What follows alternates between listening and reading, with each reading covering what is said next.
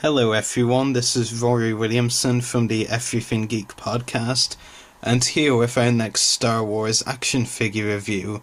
And in this Star Wars action figure review, I will be taking a look at the Star Wars The Force Awakens Rey Starkiller Base figure.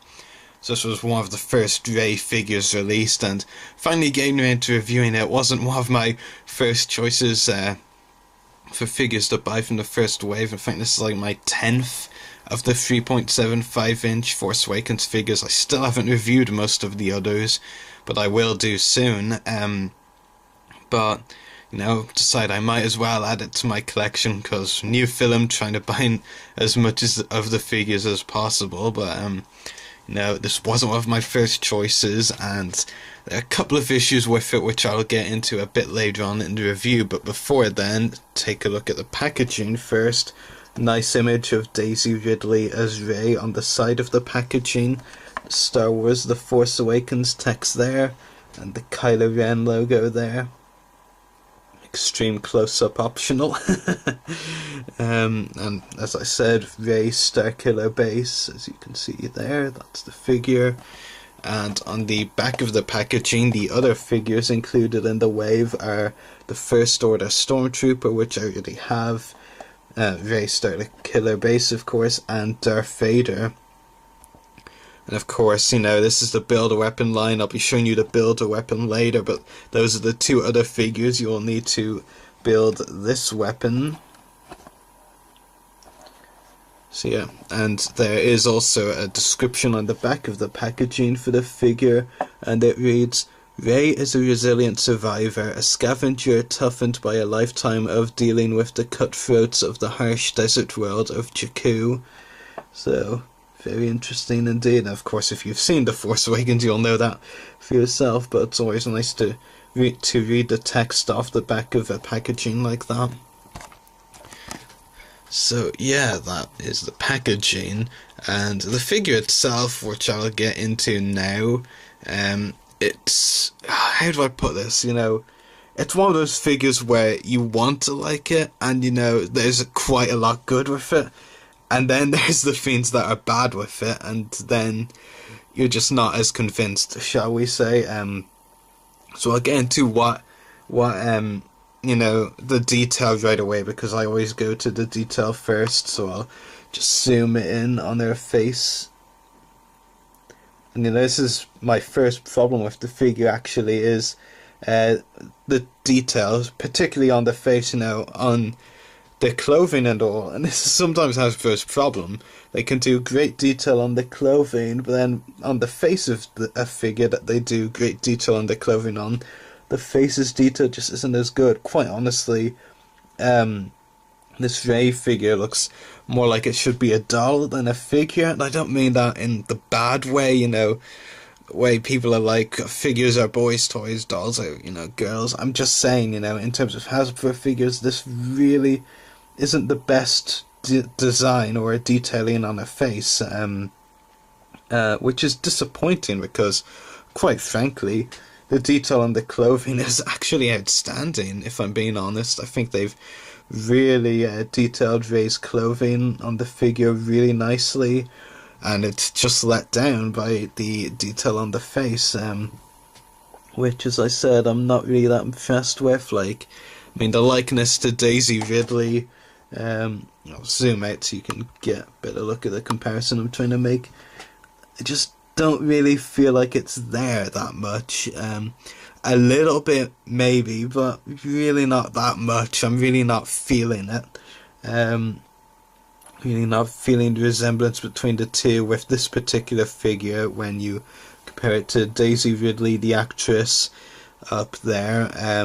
Yeah, I think they didn't do a great job there on the face detailing, but as I said, looking at the rest of the figure, the clothing is actually detailed superbly. So, there's something good about the detailing, which is good.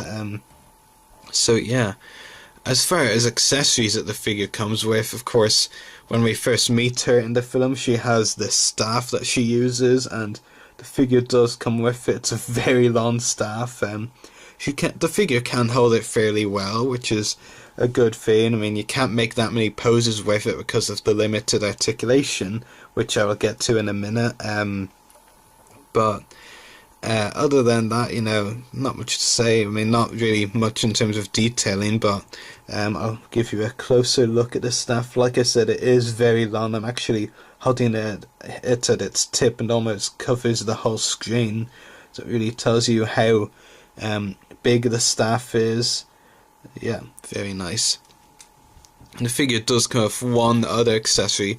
I was thinking of starting with this one off, but it took a long time to get to actually put on when I was testing ahead of this review, and so I just decided, it would look embarrassing if I tried to put it on in the middle of the recording, so I just stuck on. She does come with a backpack, albeit, it's quite complicated to put on. I think I've made it more like a neck pack than anything else, to be honest. But I mean, it's got a nice design. I mean, it is relevant to the film. Originally, I couldn't work out whether it was, something from the film or whether it was another thing for the build-a-weapon, but yeah, because of the way it was packaged in the box. But it's definitely from the film, The Force Awakens, and it has a nice design, but it's really difficult to put on. Quite easy to take off, but I spent much longer putting it on than I wanted to, but it's a whole other story. I will take it off now, and in doing so I'll be able to give you a better look at the back of the figure in just a second. But there's the backpack. So yeah, basically I have like these two kind of pegs here and three very tiny holes on both strap.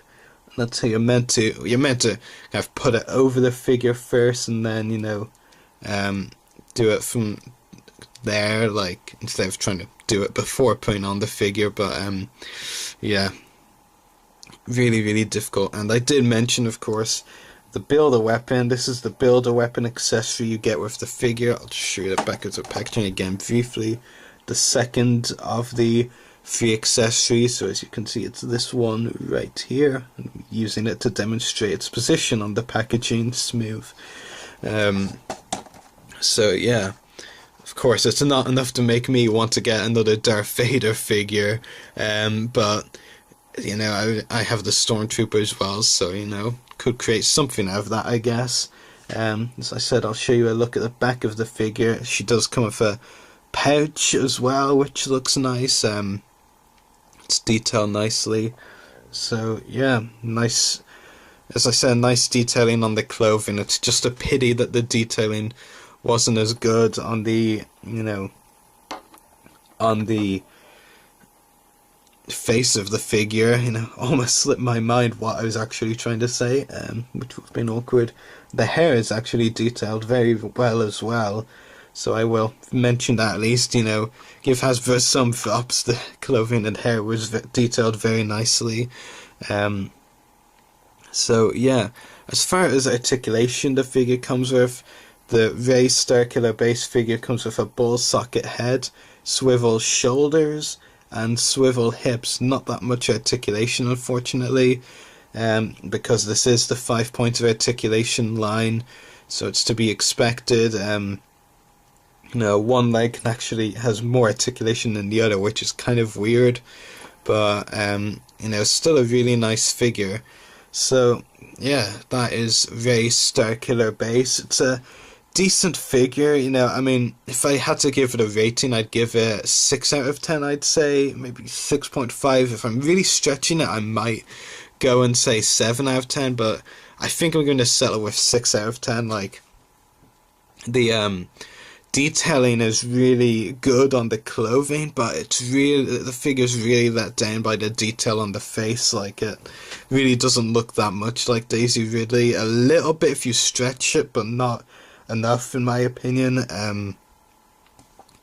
The accessories, the staff is really nice. The backpack is a real pain to put on, to be honest, and I feel like they could have come up with a better way to make the backpack an accessory, like maybe even like do that peg hole thing in the back of the figure, and like just have a peg that you could put into the figure. I mean, that probably sounds stupid what I'm saying, but I'm sure you know what I mean. I'm just probably describing it very badly.